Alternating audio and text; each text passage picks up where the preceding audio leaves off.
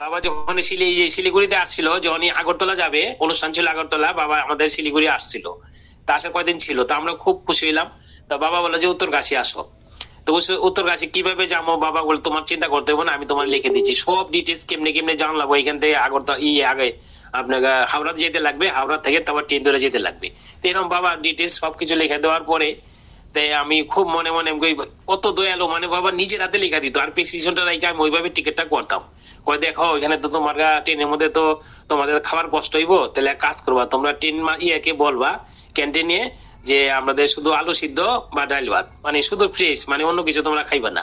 ওকে বলে অর্ডার দিলে না, ওরা সেগুলি করে দেয়, কারণ 3 দিনের রাস্তা তো সময় কষ্ট হবে, তাহলে তোমাদের এইরকম করে বাবা আমাদেরকে বলতো। তো যাই হোক, গরুর কি ভাই, ঠিক আমরা যে খাবার টাবার নিয়ে গেছি, মানে একটু সমস্যার জন্য অনেক সময় ভাত না খেলে তো ভালো লাগে না। তা আমরা ওই ক্যান্টিনে যাই, আমি মোটামুটি আমার সাথে আরো যারা যারা ছিল প্রায় 7-8 জনের মতো, মানে সবাইকে বললাম, ওরাকে হ্যাঁ দিব, শুধু ডাল ভাত আর আলু সিদ্ধ, অন্য কিছু না, ওরা এক্সট্রা ভাবে আমাদের করে দেয়।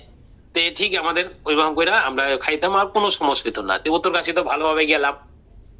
যাওয়ার পরে তো ওখানে বাবার কাছে তো সবসময় আমরা একটু আগে গিয়ে একটু চেষ্টা করতাম, বাবার সাথে বসলে বাবা অনেক কিছুই বলতো, মানে জানার জন্য ভোরে উঠতাম, ওইটা জব টপ কইরা ওই বাবার কাছে যাইতাম। বাবা এরকম বসে থাকতো সুন্দরভাবে।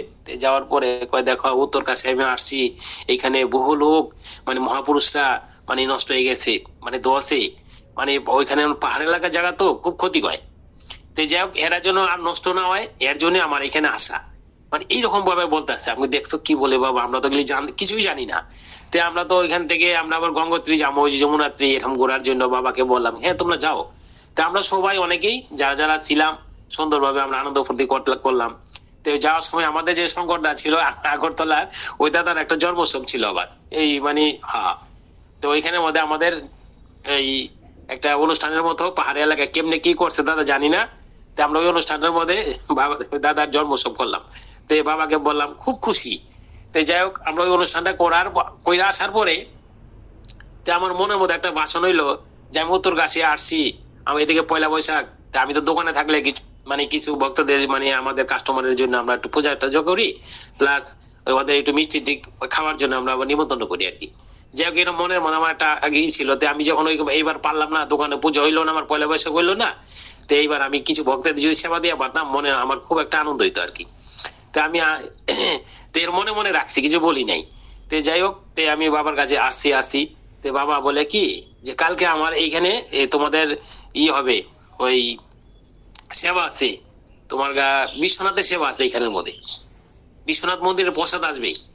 তো এই কথা শোনার পরে যে এইখানে যে আমরা ছিলাম একটা বড় একটা আশ্রমের মতো, তো খুব ভালো জায়গা। এখানে প্রতিদিন সকালে সাধুরা আসে, আর এদের জন্য রাত 3টা বাজে ওইটা ওই এদের জন্য রুটি তৈরি করে, আমরা প্রতিদিনই দেখতাম। আমি তো আগে উঠতাম অনেক সময়, ওইটা দেখতাম কি ওই লোকগুলি আইসা রান্না বান্না করতো, রুটি বানাইতো 4-5 জনের মতো। তা আমি জিজ্ঞাসা করতাম যে এত রুটি আপনি বানাচ্ছেন কিসের জন্য? কয় এখানে যে মহাপুরুষরা আছে না, ওরা প্রায় 70-75 জনের মতো লোক আছে, ওরা প্রতিদিন এখানে এসে বানায়। আমি এদেরকে মানে এদেরকে রুটি দেওয়ার জন্য আমরা এটা তৈরি করি। তে আর ওদের আশীর্বাদেই মানে ওই আশ্রমটা এত উন্নত হয়েছে গুরুর কৃপায়, মানে ভাবা যায় না। ওরা নিঃস্বার্থ ভাবে সেই সেবাটা দিয়ে যাচ্ছে, আর ওই লোকগুলি প্রতিদিনই আসে, ওই সাধুরা। তো এই সাধুরা প্রতিদিন যখন আসে আমরা গুলি দেখতাম, আর মনে মনে ভাবতাম গুরুর কি কৃপা, আর বাবা আমাদের ওইখানে এমন জায়গায় রাখছে আমরা সেই জিনিসগুলি দেখতে পারতাম। তো যাই হোক, তো ওই করার পরে তো বাবা ওই বলছে যে এখানে আশ্রমেই হবে, ওই কালকা জগন্নাথের প্রসাদও আসবে, নিয়ের বিশ্বনাথের। আমার মনে খুব আনন্দ। তো যাই হোক, সেই আনন্দ প্রসাদ তো সেইভাবে আমরা সবাই যা ছিলাম সবাই, আমরা তো সবাই ওখানে আলাদা আলাদা কিনা খাইতাম হোটেলের থেকে, মানে নিরামিষি খাওয়ান খাইতাম, যার যার তাড়াতাড়ি এরকম খাওয়ার ইটা ছিল, ওখানে রান্না করার ব্যবস্থা ছিল না। তো যাই হোক, আমরা তো ওইভাবেই চলতেছিল। তো এখন কি হয়েছে, ওই প্রসাদ তো তারপর দিন আমরা গুরুর কৃপায় সবাই সুন্দরভাবে মন বইরা একদম আনন্দ সীমা নাই। তো হওয়ার পরে রাত্রেবেলা আমি বাবাকে বলি কি বাবা, আজকে তো প্রসাদ খেলাম, কালকা কি বাবা আমি সেবাটা দিতে পারি না, আমার মনের একটু ইচ্ছা, আমি এখানে ভক্তদের সবাই একটু সেবা দিব। তো বাবা বলে কি হ্যাঁ ভালো তো, তুমি দিবা। কিন্তু ঘটনা হয়েছে কি, ওদিন যে হবে না, ওই দিনটা মানে আগের দিনটা মানে আমি এরকম বলছিলাম, বলে বলে না না কালকে তো বিশ্বনাথের প্রসাদ আছে, তো কথাটা ওই দিনটা আমি আর পারলাম না, তুমি পর দিন দিবা, এরকম আমাকে ওই দিন আমার আটকাই দিল। আমি ও আচ্ছা ঠিক আছে বাবা। তো যাই হোক বাবার প্রসাদ ওদিন খাইলাম। তো ওখানে আমি যে কথা দিলাম তারপর দিন যে আমি করুম ওনার ব্যবস্থা করুম কেমনে, আমি তো চিন্তায় আমার মাথা নষ্ট যে এই লোকগুলি আমি কেমনে পাবো। আর এখানে যে ব্যবস্থা করার ব্যাপারটা আমার মাথা না সব সময় খালি টেনশনে ভোগ করতেছি আমি। তো রাত্রেবেলা ওই আমাদের যে গুরু ভাই যে শঙ্কর আছে কলকাতার, শঙ্কর দা আমারে বলে কি চলেন একটু এক জায়গায় যাই। আমি কোথায় যাবেন? চলেন আমার সাথে। তো ওই দাদার সাথে আমি গেলাম দই আনতে। 5 কেজি না 6 কেজির মতো দই ছিল, ওই দইটা আনার জন্য গেলাম। আমি কই দাদা আমি তো খুব সংকটে আছি, আমি তো ভালো নাই, আমি যে বাবারে কথা দিছি এরা এখানে যে প্রসাদ খাওয়াবো বাবা, ওখানে বাইরে তো খাওয়া যাবো না, বাইরে তো কোনো ঠিক নাই, আর এইখানে আশ্রম ছাড়া তো কোনো গতি নাই, এটাই তো মেন জায়গাটা। তো পয়সা যতই লাগবে কোনো সমস্যা নাই, কিন্তু বাবা আমি আসছি দাদা, আমার এই ব্যবস্থা আপনার যেভাবে হোক আমার করে দিতে লাগবো। তা আমি আমার মানে হীরামন্ডে বলে ওই ফাল্গুনি দাকে বলে এরকম বলে কেউ আর আমার সেই জায়গাটা আমি সব করতে পারতেছি না। তো যাই হোক গুরুর কি পায়, তো লাস্টে শঙ্কর দা কই আপনি তো কারো কিছু বলবেন না? আমি না দাদা বলবো না। কয় এই যে প্রসাদটা যে হচ্ছে এখানের মধ্যে এটা কিন্তু বাবারই কৃপা, বাবাই করাচ্ছি। আমি তাই নাকি? তো এরকম বাবা আমি জানতে পারলাম। জানার পরে তখন আমি আমাকে কয় তোমার আমি ফোন নাম্বার দিচ্ছি তুমি ফোন করা, যে ওইটার পরিচালনা রান্না বান্না করে না ওই লোকটা মারোয়ারি, তো এই তো বেহারি না কি জানি না, ভাষাটাও হিন্দু তো বেশি বলে আমি পারি না। তা আমি দাদা আপনি আপনার কাছে অনুরোধ আপনি ওকে ডাকেন। তো ওকে ফোন করে আই করার পরে কাজে কালকে 10টার সময় আপনি দেখা করেন, এই 9:30 10টার দিকে।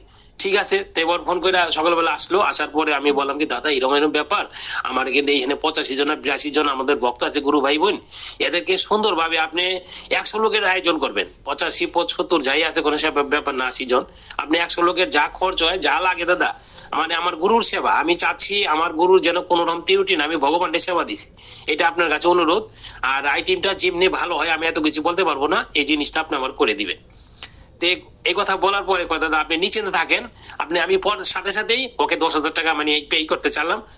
বললো কি না না না এখন টাকা তোমার লাগবে না, আপনি আগে সেবা করেন, আমি আগে দেখাই বাবাকে, বাবার সেবা হচ্ছে তো আপনি চিন্তা করে পরে আমাকে টাকা দিয়ে। তো এইরকম করার পরে ওই টাকাটা তখন নিল না। তা আমি ঘরে কি বলেন আপনি কিছু টাকা তো রাখেন আপনার গা, এটা কি হয় নাকি বলেন? তাহলে কি আমি তো মনে শান্তি পাবো না। তাই জবরদস্তি যাই হোক মানে 5,000 কত টাকা পরে একটা অ্যাডভান্সের মতো দিলাম। তারপরে তো সুন্দর ভাবে যেসব আইটেম হবে বাবাকে জানানো হলো, বাবা খুব খুশি হইলো। তো বাবার থেকে একটা না 2টা আইটেম আরো বেশি বাড়াই দিল বাবা, আবার যে সেবা দিলে পরে একটু ফলও লাগে, তো মানে ফলের ব্যবস্থা করতে হবে। বাবা দেখি কি পরে ফলের কথা বলার পরে ওই আপেল আর কলা বাবা অলরেডি মানে আনাই নিছে, তো এগুলি তার আমি আনি নাই। আর এদিকে যেসব আয়োজন করে যে সবই তো আমার ডিপের বিয়ের থেকে আমি সব বলা হয়েছে, ওর যা খরচা লাগবে সব আমি এভারেজ ওকে দিয়ে দেবো, এগুলি ব্যবস্থা করবে। তো এইখানে না আমাদের আবার যে শঙ্কর দা বললো কি দাদা আপনার কাছে একটা অনুরোধ, মিষ্টিটা দাদা আমি দেবো, কিন্তু আপনি গেলে মিষ্টিটা আপনি আটকাইবেন না আমাকে। তখন আমার সাথে এত কিছু করলো, তো আমি কি করবো? তারপরে লাস্টে আমি স্বীকার হলাম ঠিক আছে আমাকে দাদা আমার কিছু এটা গুরুর সেবা তো ঠিক আছে দাদা আপনিও থাকেন। তো এইভাবে মানে সেই সেবাটা দেওয়ার পরে খুব আনন্দ সহকারে সবাই যতটা পারছি, আমি তো কিছুই না, বাবা এটা করাইছে। যাই হোক তখন বাবা আবার কি করছে, সবাইকে বলছে কি দেখো তোমরা যে প্রসাদে তীর্থস্থানে আসছো এমনি কিন্তু কেউ খাবা না, কিন্তু কিছু ওকে দক্ষিণা দিবা। তখন এই কথা আবার সবাই বলে দিচ্ছে, তা আমি তো অনেকগুলি জানতাম না, ওর সবাইকে সেবা করার পরে পরে দিয়ে আমার শুধু টাকা দেয়। তা আমি গেলি কি করেন আবার, এটার মালিক তো ভগবান, এটা তো বাবা বাবা করাচ্ছে, এটা আমি কিছু করি না দিদি আপনারা এরকম করেন না, তাহলে আমরা সেবা নেবো না, আমাকে এইরকম বলে। আমি এইটা আবার কিরকম কথা দাদা, এটা দিদি এটা তো ঠিক না। দাদা দিদি যারা ছিল সবাইকে আমি অনুরোধ করাই করলাম, কিন্তু ওরা কেউ মানবে না। তো এইরকম করে আমাকে সবাই মানে দক্ষিণ হিসাবে যাই যা মন চায় আর কি, ওইটা কোনো ই নাই। তো এইভাবে টাকা উঠলো, টাকা ওঠার পরে দেখি লাস্টে প্রায় 4,000 টাকার মতো উঠে গেছে। তখন ওঠার পরে তখন আমি বলছি না এই টাকা তো আমি নিবো না, এটা ভক্তের টাকা, গুরুর মাধ্যমে এটা আমি খরচা করছি, যা লাগে কোনো সময় আরো যদি লাগতো আমি সেটা আমি আরো দিব। তো যাই হোক সেটা হওয়ার পরে আমি বাবাকে বলছি বাবা তাহলে পয়সাটা তোমার, তুমি এটা করো, তুমি এটা খরচা করো। না না না এই পয়সাটা তো আমি নিবো না, এটা তুমি যা মন চায় তুমি তাই করো। তা আমি কই বাবা আমি কি করবো, আমার তো করার কোনো ক্ষমতা, আমি কারে দান করুম কি করো, আমি তো এসব বুঝি না, তুমি বাবা নিলে ভালো হইতো। কই না না না এটা তুমি রাখো। তারপরে কি করলাম, ডিসিশন নিলাম যে আমাদের গুরু বাবা আবার কি করছে, এদিকে আমাদের যে উৎসবটা হবে শিলিগুড়িতে 2 লক্ষ টাকা বাবা দেওয়ার জন্য প্রস্তুত হয়েছে। তখন আমি আবার একটু বাইরে ছিলাম, আমার আবার ফোন করে ডাকাইছে, তে আপনি কোথায় আছেন, বাবা আপনাকে ডাকে। তো এরকম বাবার কাছে আসছি, পরে দেখি কি ওই মালাদির কাছে 2 লক্ষ টাকা প্লাস দিয়ে দিছে বাবাই।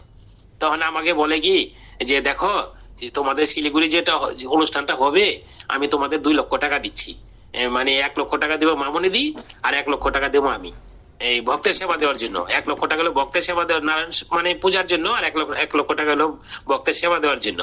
আমি বাবা মানে আমি অনেক দুঃখ করলাম, আমি বাবা তুমি ভগবান, তুমি যদি টাকা দাও তাহলে আমরা কিসের জন্য, তুমি আশীর্বাদ করো বাবা, তোমার 1 পয়সা লাগবো না, তোমার টাকা দিতে হবে না, তুমি শুধু বাবা একটা কয় তোমরা টাকার যে খরচাটা যে করবা কত টাকার বাজেট।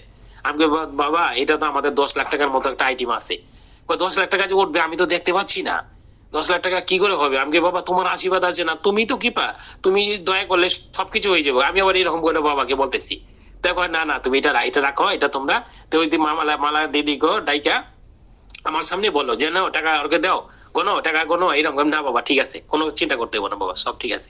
সেই টাকা তো আমি ধরাবি না, বাবার টাকা কি করবো। তারপরে সে ওই টাকা মালা দিকে দিদি আপনি যা মন সেই টাকা নিয়ে আবার দেবাশিদাকে আপনি এটা দিয়েন, আর এটা যেমনি ভালো এটা করেন, আমি কিন্তু টাকা ধরতে পারবো না। তো যাই হোক এই বাবা এই যে ভালোবাসাটা বাবা যেই রকম আমাদের সাথে শেয়ার করতো দাদা, এটা জনম জনমের আমাদের ভাগ্য। আমি ইতিহাসের মতো এটা আমার মানে থাকবো। আমি এর জন্য বাবাকে বলছিলাম পরজন্মের জন্য বাবা তোমাকে আমি পাই, তোমার মতো দয়াল গুণ এই পৃথিবীতে আর মানে কোনো পাওয়ার মতো ক্ষমতাই নেই। আমি অনেক পুরুষকে দেখছি, আর তোমার মতো আসার পরের থেকে আমার জীবনটা বদলে গেছিল আর কি। আপনার আমি সবসময় গুরু চিন্তা করতাম, গুরুর আশীর্বাদ আমার মধ্যে সবসময় আছে, এটি আমি জানি। বাবা আমার পরম গুরু। এই বলে আজকে শেষ করছি দাদা, প্রণাম লহব নারায়ণ, সবাইকে প্রণাম।